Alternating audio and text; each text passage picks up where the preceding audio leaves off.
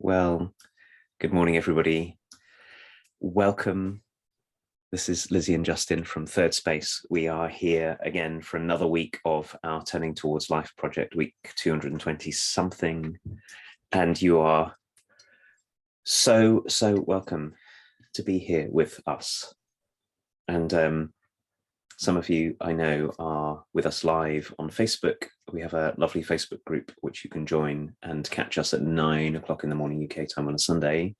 But lots of you are with us on our podcast or on YouTube or Instagram or the website that we have, turningtowards.life, or you found us from Thirdspace, or whatever way you're here with us. You're so welcome to be with us.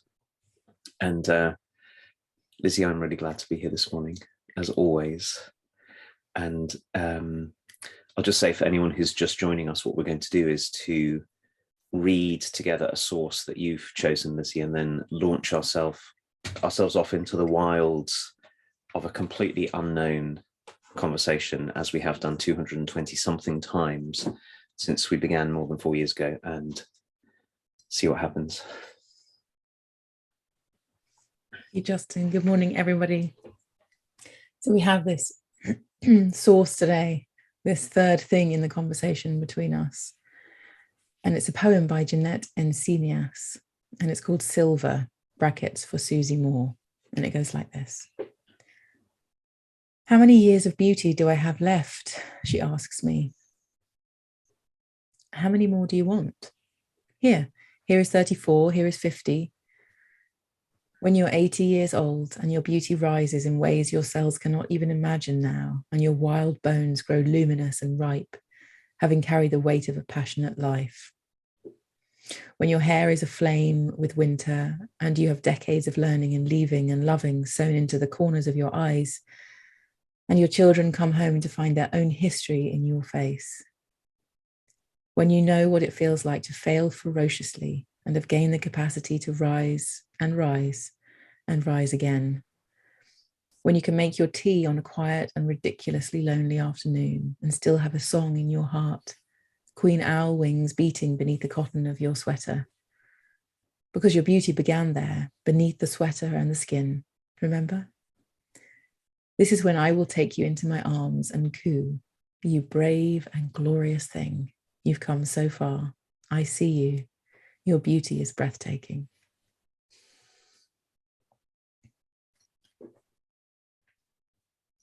So I'm going to read it too.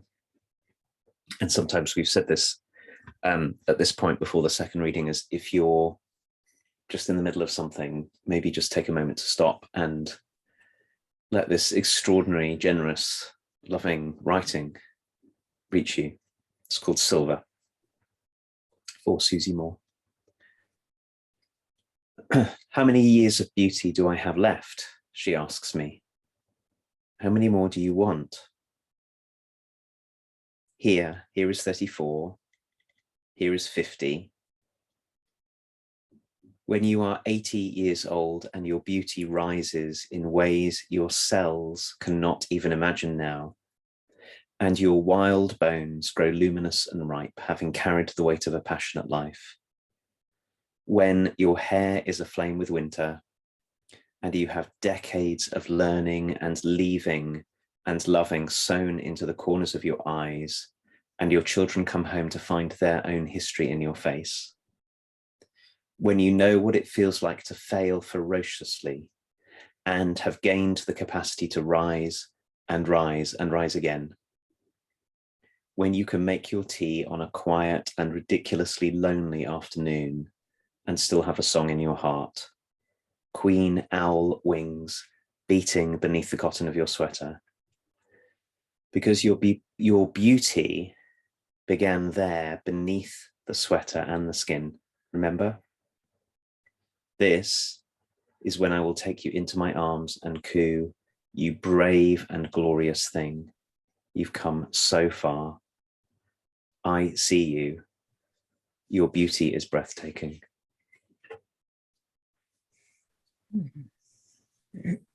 Thank you, Justin. Oh my goodness, I love this. I love this poem.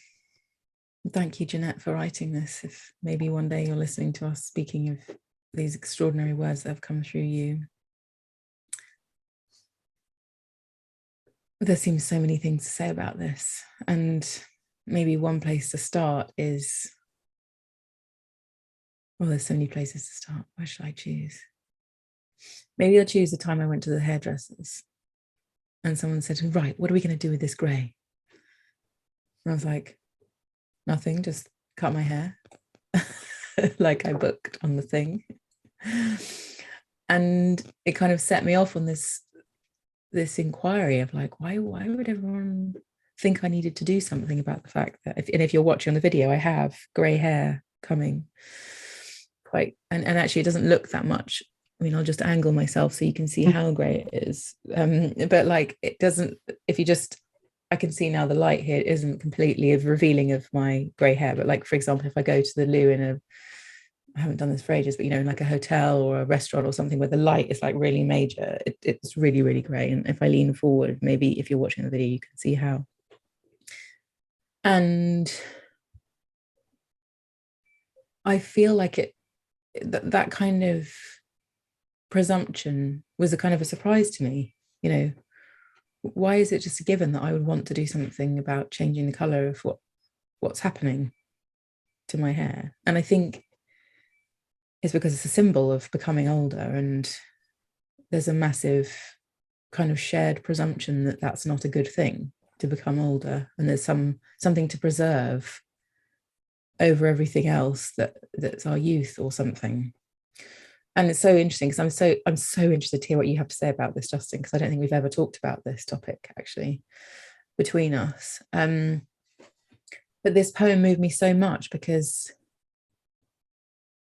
it feels to me like a completely natural response to the decades of learning and leaving and loving, and our children seeing their history in our faces. It's certainly how I relate to the ones who are older than me in biological years in my life, as I look to their faces and I feel safe and I feel comforted and I feel like I know myself because of their face and that they were always bigger than me. And there's all kinds of beauty in it. And this poem is an honoring of the truth of beauty for me. Like it's not in the perfection of youth or something, although it is too, but it's not only there. The way we define beauty is so important because it needs to include so much. And yet there are these kind of common constraints around what it should mean that leave us thinking we have to dye our hair if it goes grey, or do something about our skin if it becomes wrinkly, or I don't know, 100,000 other things probably that we all feel pressured into because of some common, very narrow definition of beauty, and or the attachment to youth being the thing that's the most valuable or something. And honestly, I haven't really profoundly looked at this, if you know what I mean. I can feel the shock in my body and the want to talk about it. And I feel like this is going to set me off on like, I haven't had this poem in my bank of poems for that long, but I feel like it's going to set me off on the kind of, well, what are all the ways that we are up to this thing of narrowly defining beauty so that age isn't included in it, as in when we have more numbers attached to us, higher numbers attached to us.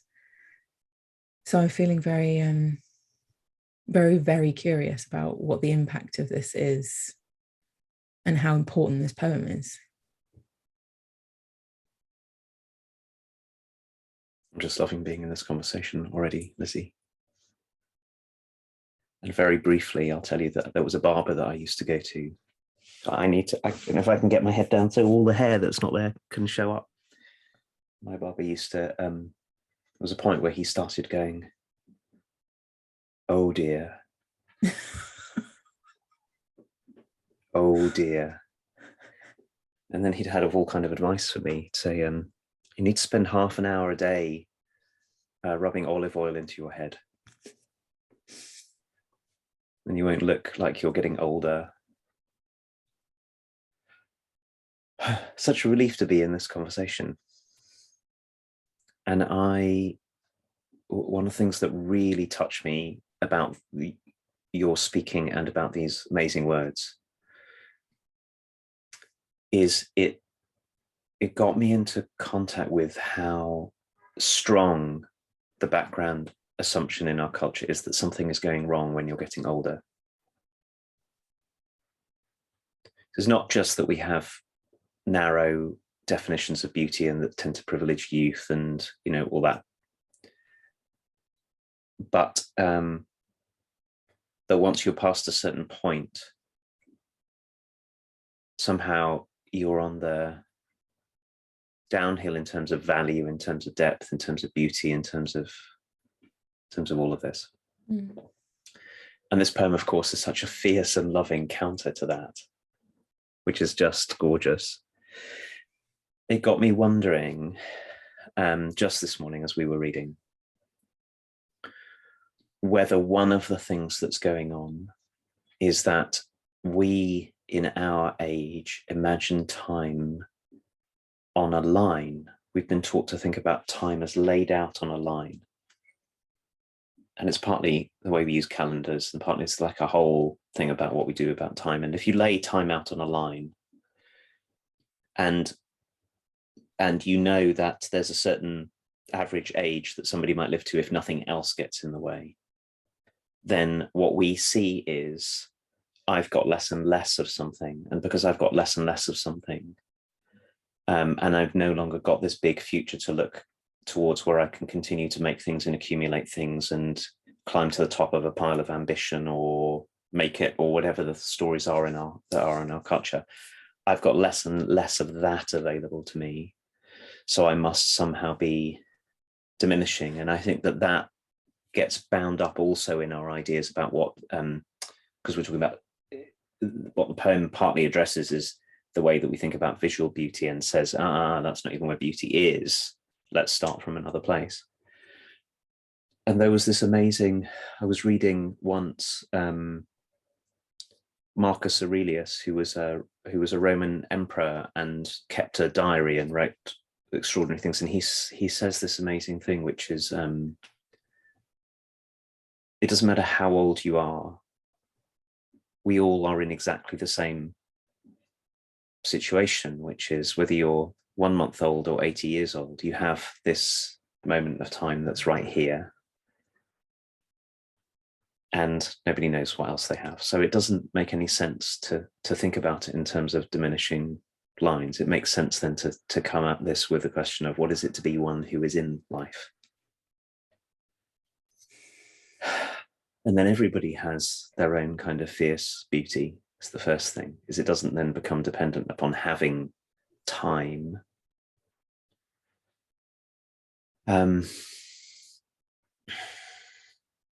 But also the grey hair thing, Lizzie, and I know it affects women and men in our culture really differently as well.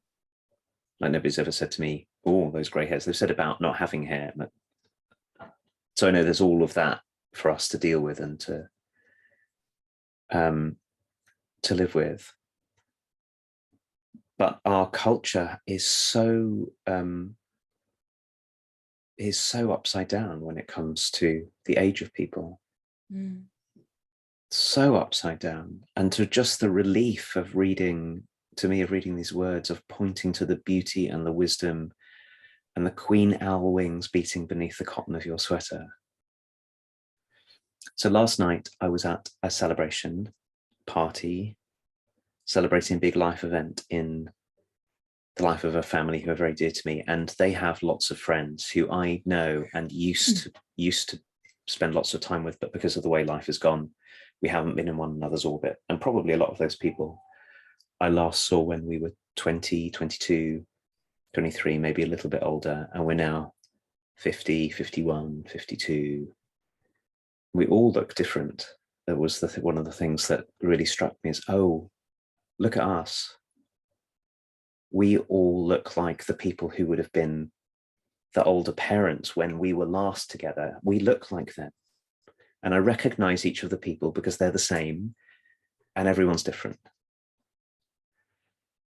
And I could feel a part of me that was going, oh no, oh no, oh no, we all got older. Like some terrible thing was happening. And that really got me into this big poisonous thing that's in our culture about how terrible it is. And then I read this and sit with you and look at your grey hair and celebrate you, Lizzie, with your beauty and wonderfulness and Queen Owl wings. And I can feel a great relief.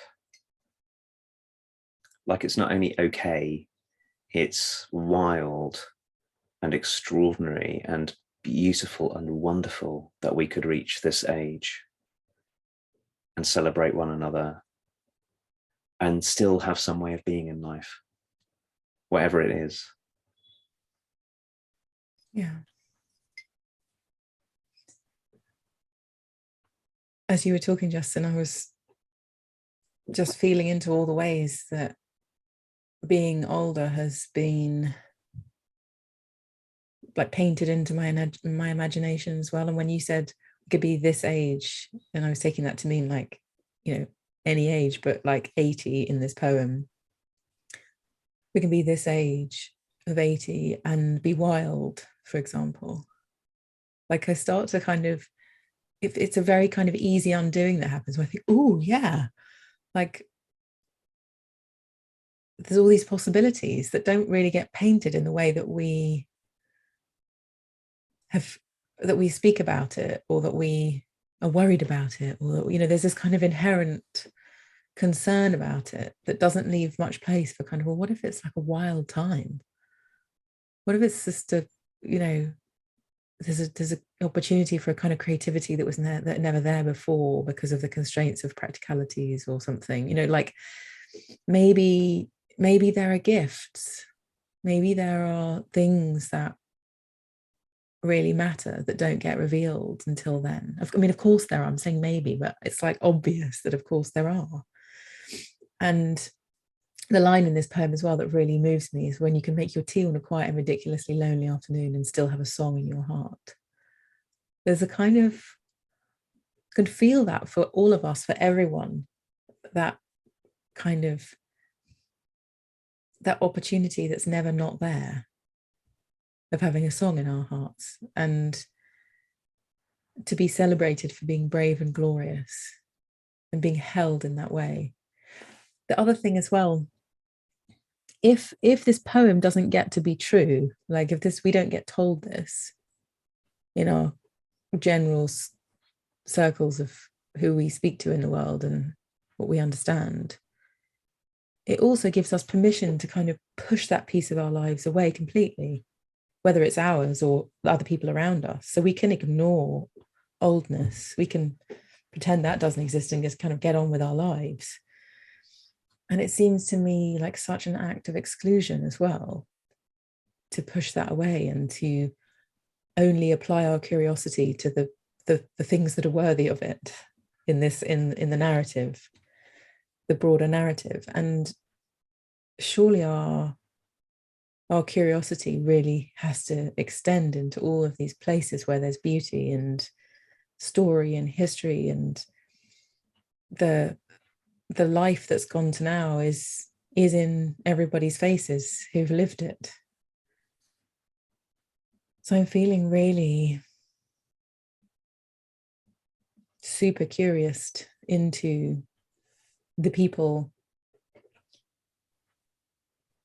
who have more age than I do in my life, and also the ones who aren't here anymore because their age reached a point where their bodies couldn't be here anymore for physical reasons, and they left the kind of contact that we have when we have bodies with one another, and who knows what happened then. They certainly still here in my reality, even though their bodies aren't. I can't visit them, I can't talk to them audibly, but I have contact with them. Like they exist in my imagination, in my heart, in my feeling, in my life. And this is birthing a real deepening of the curiosity about them, and what it must have been like, and all kinds of questions. And also because I was quite young when lots of older ones passed away in my family. Like there was some things, a lot of grief and difficulty that happened that meant people died quite young from various things. They were, to me then, they were much, much older. To me now, I don't think they were that old. And so I'm now really curious about this notion of time that you're talking about on a kind of in a linear way. Like it also feels all quite relative as well. Like when I was 8, someone being 40 was like, oh my goodness, they are so old. Like that's just, and of course, as you go through it, everything shifts. And I'm just feeling really curious about what all of that means. And also in the context of my niece turning 15 next week, and I'm not allowed to the dancing bit of the party because that's just for the teenagers. I'm like, what? You consider me different to that wants to dance and be naughty? What? How do I get excluded from that? Mm-hmm. So I feel like I'm in the realms of the grown-up ones, which I don't, of course I'm grown up in all kinds of ways, but I don't experience my life force as any different to a teenager wanting to hoon around and dance till whenever and have fun and be in a party. So I'm feeling very thrown about in a way by the undoing of the linear thing. I'm wondering what it's like to be in relationship with all kinds of different ages of people and being wide-eyed and curious about whatever that reality, whatever beauty that is. So great hearing you talk about dancing and the way we get included and excluded. And it got me thinking about all the ways that we include or exclude ourselves, let alone what other people do. And of course, how that leads to our including or excluding other people. Yeah. And, time isn't, if we don't think of time, if we stop spatializing time, thinking of it as a line laid out on a page with, like marks on it and an end point, if we were to give that up, maybe what we would do is we would stop dividing ourselves from one another according to age. And what the other thing that we would do is we'd get ourselves out of this story that aging of whatever kind, whether it's 15 to 40 or 40 to 50 or 50 to 70 or 70 to 90, we would get ourselves out of the story that the primary thing to look at are the diminishments and the losses. Because of course there are diminishments and losses at every step. And some of them are more apparent as we age. Some of the bodily ones become more apparent. But we're so caught in a story that it's a story of diminishment. And I was thinking about ways I'd got thinking recently where I thought, well, I'm 51. So now I can add up the number of years that I might have to live if all goes well. And what have I got time for? Oh my goodness, I haven't got time for some of the things I can't start because they'll take longer. And that's all true.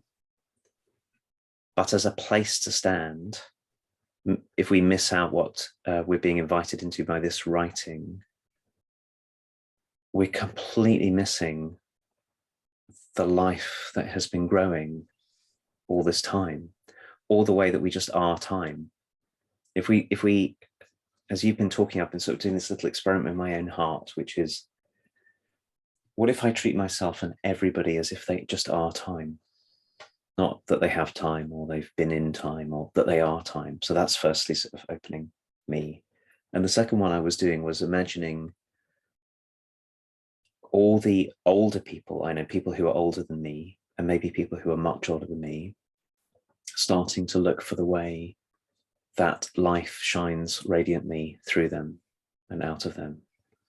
Like, what if I start to look to really be sensitive to and receptive to the luminosity of every single person that is growing all the way through their lives, no matter what. And no matter, you were talking, Lizzie, about people who are no longer with us because they've died. And I think a lot of the way we are with this is also a fear of death and our fear of endings and our fear of loss and our fear of not being able to. Yeah. What if we look at everyone that way, and maybe even particularly the people who are at the point in their lives where they maybe once had all kinds of capacities that have now been taken from them in some way because of processes that happened in their brains or happened in their bodies, and they're no longer able to be reached in the same way that they were, and include them, everyone, in the bright luminosity that is pouring out. If we were to start to look that way, and I think we've all been trained in one way or another to only see the bright luminosity of youth, not the bright luminosity of age, not the bright luminosity of finding people where we find our own history in their face, or who've failed ferociously and risen and risen and risen again, or who have Queen Anne wings beating beneath the cotton of their sweater. That would be like a wholesale rewriting of an unspoken background agreement that we have in our culture that puts it all exactly the opposite way around to the way that I'm talking. And I have a feeling it might also liberate each of us into the invitation that is being made here, which is so much of the suffering I can see for us as we grow older is not what's actually happening. It's the story that we have about what's happening that is so saturated with the something must be wrong, and there must be something wrong with me because I am somehow not staying youthful. Somehow I'm not the one who's able, oh my goodness, I'm not the one who's able to hold on to my youth, which no one can. But we've deeply internalized the story that ought to be possible and that somehow we failed, instead of that something magnificent and beautiful and extraordinary is happening. Yeah. Oh my gosh, Justin, a big story has just come to my mind where this is really moving me, this whole your children come home and find their own history on your face. And someone I know had some facial altering thing happen. Well, it was her choice to have it done. And I remember her telling us that when her children saw her, they were completely freaked out because her face was different. I think she'd had something where her face was kind of pulled back like that or something, that it had altered the look of her and the musculature of her face and the way her skin was and everything. And since that moment, I felt like, oh my goodness, it's people's faces, people's faces that have so much in them that show me how they are, who they are, what's just happened. Maybe, it's like the way in, it's like people's faces are so filled with what this is about right now in relationship. I remember growing up, I used to look to my parents' faces to see what kind of day we were going to have. It's such a beautiful thing to honor that this is where it's all held. Like our lives are held in some way in our faces. And that's just honoring that that's what's happening. You and I are sitting here right now, looking into each other's faces, having a conversation with one another. The way your face goes, what it has inside of it is everything in a way. So I'm feeling really curious about that, and really kind of curious about the fact that my face is a face for other people. And it matters that my face is simply my face, whatever it becomes. It needs to be that because it holds everything. It holds people. My face is holding people.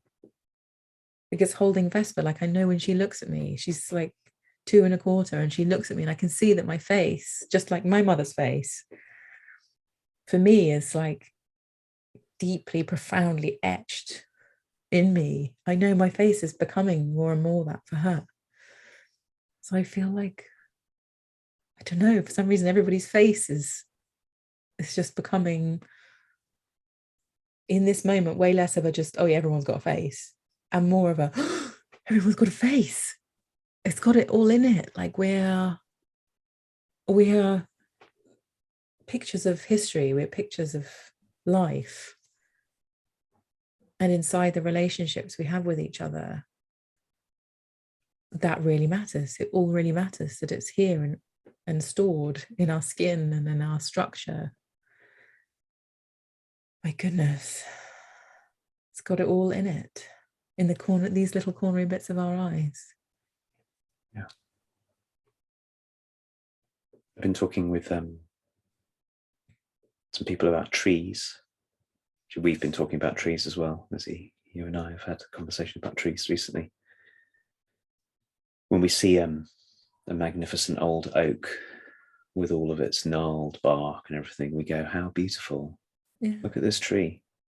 Look at what it's carried. We don't go, somebody needs to sand down this side of the tree or chop off that branch or something. It's very straightforward for us to revel in and to receive the beauty of it. And I think the whole topic of faces is just as a how we receive one another by faces is a wonderful other deeply entwined into this conversation that we're having, and also branches off in all kinds of directions. But the way I was listening to you is I can't help but have this poem and this topic we've been talking about is of course for one another. Is can we look at one another? I hope to know you for decades more, Lizzie, and can I look at your face as your face changes over the coming decades and cherish you for all of the changes and all the history that's there? That's my really firm commitment. But can I also do that for myself? Can I do it for myself when I see other people who I know who were in their 20s and are now in their 50s? Can I go, oh my, look at us. Look at where we've been and look at where we are and look at what we carry with us in joy and in receiving the miracle of it, even though some days I look at my own face in the mirror and I sort of go, who is that? Or I see actually very often my grandfather more and more and see the ways I look like him.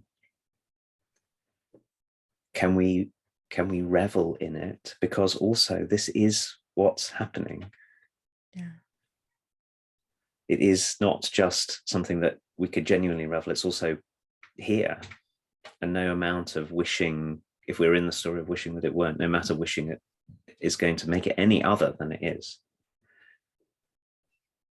And then we get to be gifts to one another in the way that you were saying, which is that our faces get to be gifts of generosity and radiance and life and luminous and ripeness for others who are around us, rather than shame and hiding and freezing and wishing it were different and trying to defend against life and trying to hold things the same and all of those things that we do. Yeah. Well, it's so beautiful. Thank you, Justin. It feels like there's so much more, as always, with these things to wonder about and to carry into life as inquiries and wonderings. But thank you for being in this and being. I have this like fantasy building of being like very cheeky, happy, older people who are glad to be with one another, and I'm feeling very moved by that.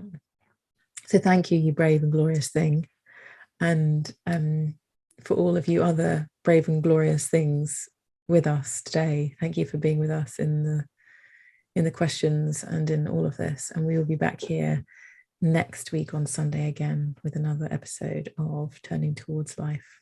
Thank you, everybody. Thank you. Thank you, everyone. Bye.